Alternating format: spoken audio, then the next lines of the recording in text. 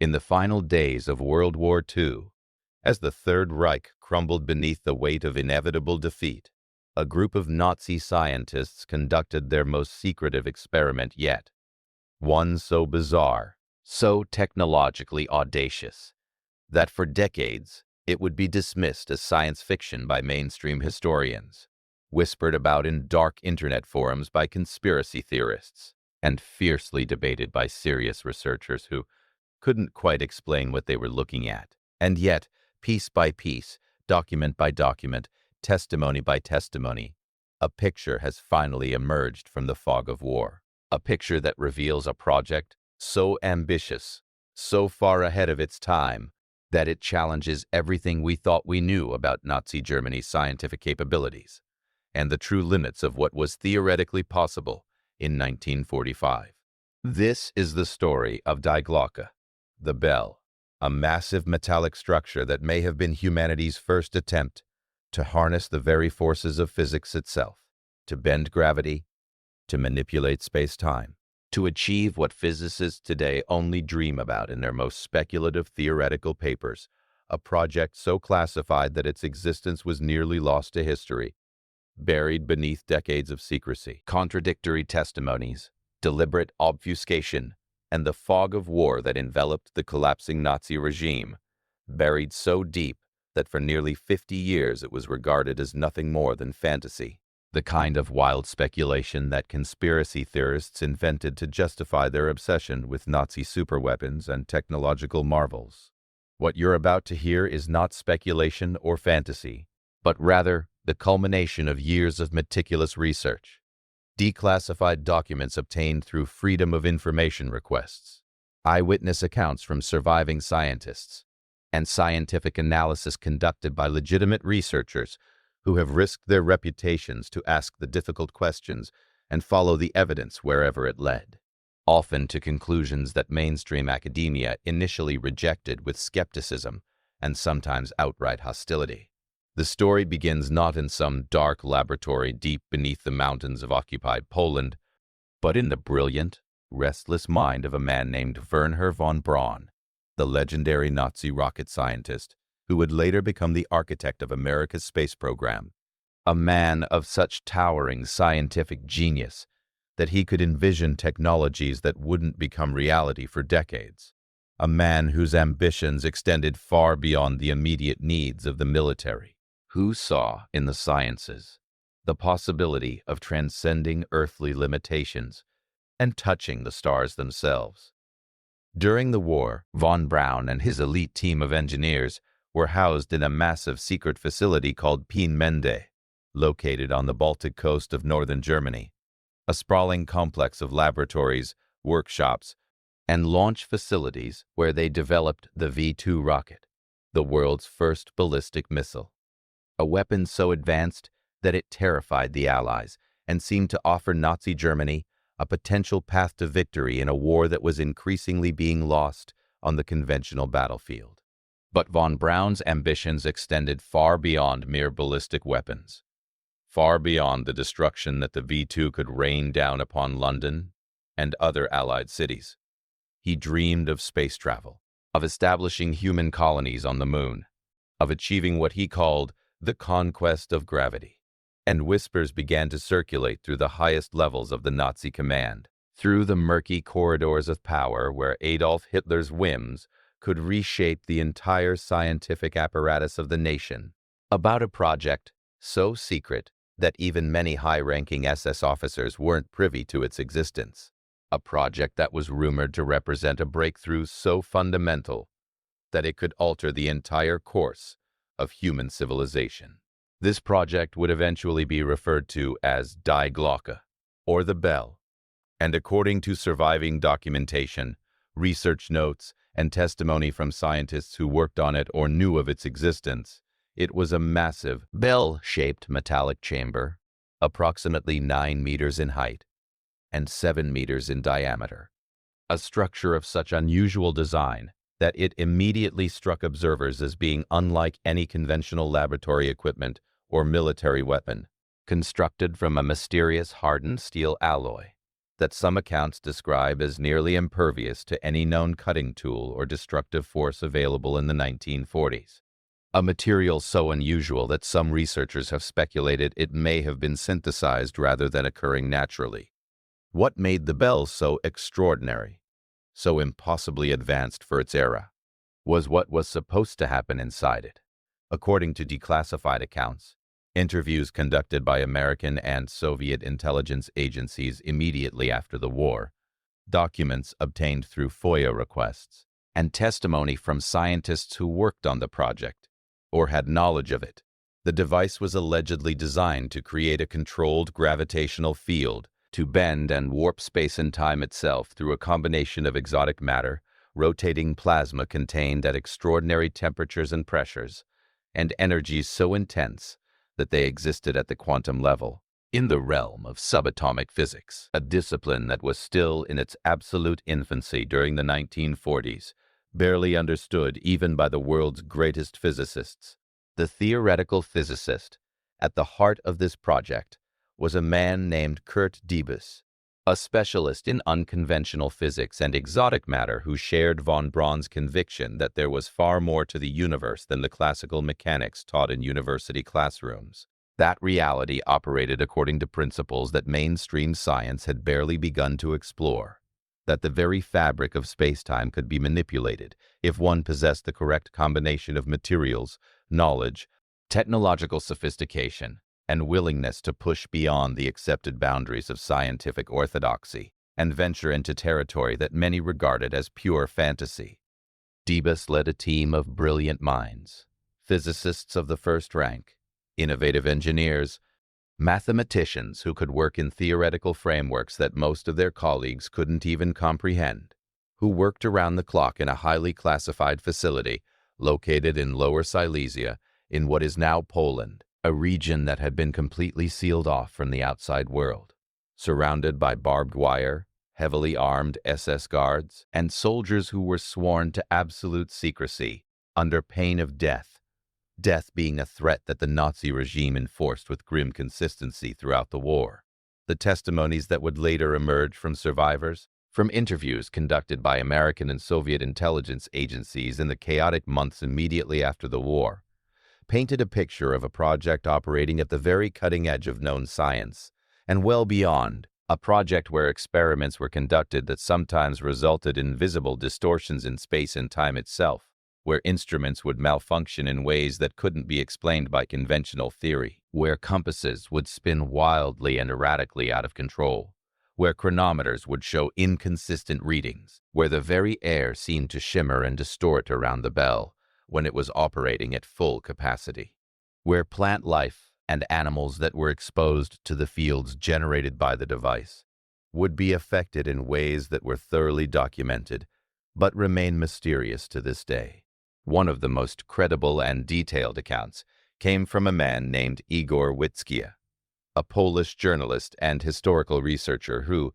decades after the war had ended, began interviewing surviving Nazi scientists who had worked on classified projects during the conflict, scientists who were willing to talk, sometimes for the first time, about projects they had been forbidden to discuss for 50 years, scientists who were aging and felt that before they died, the true history of what they had accomplished should be recorded and made known to posterity. Witkowski discovered references to an underground facility that had apparently been deliberately destroyed by the Nazis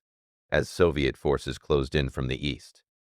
A facility that had been so thoroughly demolished that its existence could only be inferred from fragmentary evidence, from anomalies in the landscape, from residual radiation signatures that were detected decades later, and that couldn't be explained by any conventional weapons program. Residual radiation that suggested the use of exotic materials and energies far beyond what anyone had previously assumed the Nazis possessed or were capable of manufacturing. The purpose of the bell, according to the consistent testimony of multiple sources, was not a weapon in the conventional sense, not a bomb that could be dropped on cities, not a laser that could cut through steel, not a directed energy device designed to bring down aircraft, but rather something far more ambitious and far more theoretically challenging. a propulsion system, a way to manipulate gravity itself at the local level, a way to achieve what physicists today call a warp drive, or a space-time bubble, a hypothetical means of traversing the cosmos without traveling through it at conventional speeds, a dream that even in the 21st century remains almost entirely in the realm of theoretical physics and science fiction. A dream that physicists like Miguel Alcubierre have shown is not technically impossible, according to the equations of general relativity, but that would require exotic forms of matter and energies that we don't currently know how to harness or control. The Bell operated on principles that seemed to violate everything that physicists in the 1940s understood about gravity, about space-time, about the fundamental nature of reality. And yet the testimonies from multiple sources were remarkably consistent, showing a level of detail and technical specificity that would be difficult to fabricate or maintain under repeated questioning by intelligence officers and researchers. Scientists spoke of a rotating core made of exotic matter, possibly including elements that may have been synthesized rather than found in nature, surrounded by powerful electromagnetic fields of extraordinary intensity, all activated in a precise sequence that supposedly created a localized distortion in space-time itself, a bubble of warped geometry that might theoretically allow for propulsion or other exotic effects that shouldn't be possible according to conventional physics. The implications of such a device were staggering, almost incomprehensible. If the Nazis had actually succeeded in building a functioning gravity manipulation device, they would have possessed technology that was centuries, perhaps millennia, ahead of anything the rest of the world could have conceived of. Technology that would have rendered conventional weapons obsolete. Technology that might have changed the entire course of World War II had it been weaponized or deployed in any meaningful way before the final collapse of the regime in May of 1945. But here's where the story becomes even more fascinating, even more layered in complexity. Because the Bell was never successfully weaponized, never deployed in any conventional military capacity that we have any confirmed knowledge of, never used to rain destruction upon the Allies or to turn the tide of battle. Instead, the Nazis apparently destroyed the facility and removed the device itself, just as Soviet forces were closing in from the east in the frantic final weeks of the war, spiriting away both the Bell and the scientists who worked on it in what some historians believe was a coordinated effort to prevent the Soviets from capturing such a prize, to prevent Stalin's scientists from acquiring the secrets of gravity manipulation before the new geopolitical struggle between the Soviet Union and the Western powers had even begun. Some researchers argue that the Bell ended up in the hands of the Soviet Union anyway, that it may have been captured by Soviet troops advancing into Silesia, that it may have been a component of classified Soviet research programs that contributed to their rapid advancement in rocket technology and their surprising success in launching Sputnik just 12 years after the war's end, that it may have played a role in the Soviet Union's apparent early advantage in the space race, an advantage that they somehow squandered in their race to put a man on the moon. Others insist with equal conviction that the Americans captured it, that it may have been smuggled out of Germany and brought to the United States as part of Operation Paperclip, the secret program under which the United States recruited Nazi scientists, engineers, and technicians to work on American military and space programs, that it was incorporated into their own black budgets and classified aerospace programs, programs that would eventually lead to the development of technologies so advanced that they remain classified to this day. Programs that some researchers believe may have contributed to the development of experimental aircraft and propulsion systems that would later be misidentified as UFOs. The declassified documents that have surfaced over the past few decades, documents that were obtained through persistent freedom of information requests and through the gradual declassification of wartime intelligence materials, paint a picture of genuine and serious scientific interest in the Bell from both Soviet and American intelligence agencies, both recognizing immediately that if such a device were real, if it actually functioned as the testimonies of the Nazi scientists suggested, then the power that possessed it would have an absolutely decisive advantage in the new Cold War that was about to begin, an advantage so decisive that it might determine the outcome of the ideological and military struggle between communism and the West that would define the next half-century. American intelligence agencies, including the recently formed CIA, conducted extensive investigations into the Bell in the years immediately after the war, interviewing surviving Nazi scientists, searching for documentation and technical drawings, attempting to determine whether the testimonies they were hearing represented something genuinely revolutionary, or whether they were being presented with an elaborate hoax, whether Nazi scientists were exaggerating their accomplishments, or whether they had actually achieved something that flew in the face of established physics. The Soviet Union apparently conducted similar investigations, with NKVD agents and later KGB operatives tracking down Nazi scientists and attempting to recruit them, attempting to extract whatever knowledge they possessed about the Bell and other advanced weapons programs, attempting to reproduce or reverse engineer whatever the Nazis had created before the Americans could beat them to it. But beyond the geopolitical intrigue, beyond the espionage and the recruitment of Nazi scientists to work for either the Soviets or the Americans, beyond the question of who got their hands on the Bell and what they ultimately did with it, there looms a deeper scientific question, a question that cuts to the heart of what is theoretically possible and what is not, a question that challenges our understanding of the history of physics and technological development. Could such a device actually work? And if so,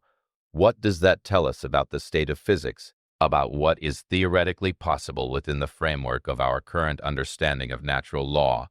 and about the nature of reality itself at the most fundamental level? Modern physicists, when confronted with the testimonies, the declassified documents, the fragmentary technical drawings that have survived the passage of decades, and the historical evidence concerning the Bell, fall into several distinct camps that reflect different levels of skepticism and different assessments of the credibility of the historical record. Some physicists dismiss the entire thing outright as propaganda, as myths and legends that grew up around the Nazis' actual rocket programs, exaggerated over time and distorted by memory, by wishful thinking, by the human tendency to mythologize the past, by the tendency of conspiracy theorists to find technological marvels hidden beneath the surface of historical events, where none actually exist. Others argue that while the Bell may indeed have existed as a physical structure, while it may have been an actual device that the Nazis constructed in the final years of the war, it probably didn't do what the scientists claimed it could do, that it was perhaps an experimental chamber for other types of research, that it may have been designed to study electromagnetic phenomena or plasma physics in ways that the Nazis hoped might lead to some kind of military advantage, or that it was simply a propaganda project designed to boost morale or impress the regime's leadership with hints of superweapons that could somehow turn the tide of a war that was increasingly beyond saving. But a third group of researchers, a group that includes some legitimate physicists, engineers with advanced degrees, and historians with access to classified materials, argues that there's enough consistency in the testimony from multiple sources, enough supporting evidence in declassified documents, enough theoretical plausibility in the underlying physics, enough corroborating detail in the accounts from people who had no reason to collude with one another, to suggest that the Bell might actually have been what it was claimed to be, an experimental gravity manipulation device based on theoretical physics that was so advanced, so far ahead of its time, that it took decades for mainstream science even to develop the mathematical frameworks to begin understanding how such a thing might work. The most compelling evidence in favor of the Bell's reality comes not from grandiose claims or unsupported speculation, but from careful analysis of the detailed statements made by the scientists themselves, statements that were made immediately after the war to intelligence officers, recorded while memories were still fresh, recorded before there was a widespread culture of UFO mythology and science fiction fantasy contaminating the historical record, statements that showed remarkable consistency with one another, even when made by scientists who had been separated and could not have coordinated their stories. Statements that were filled with technical specificity and details that would have been extremely difficult to fabricate or maintain under the kind of rigorous interrogation that they underwent. The bell, if it was what its creators claimed, would have required access to materials and energies that shouldn't have been available in 1940s Germany. Materials that may have been synthesized in secret laboratories. Energies that may have required experimental generators of astounding sophistication. Would have required mathematical and theoretical knowledge that exceeded what was publicly known at the time. Knowledge that suggests the Nazi scientists were working with theoretical frameworks that mainstream physics hadn't yet developed, and would have required a level of experimental sophistication that rivals modern particle accelerators and space-time research facilities, which is precisely what makes it so remarkable, so controversial, and so difficult for mainstream historians and physicists to accept. Because accepting it would require acknowledging that Nazi Germany possessed scientific capabilities so far in advance of what the rest of the world had achieved that it challenges our understanding of how technology develops and progresses. Yet the evidence persists. Scattered across archives and testimonies, questions remain fundamentally unanswered, despite decades of investigation and research. And the most honest assessment that we can make, given what we know today, is that the Nazi bell was either the most audacious technological failure in modern history,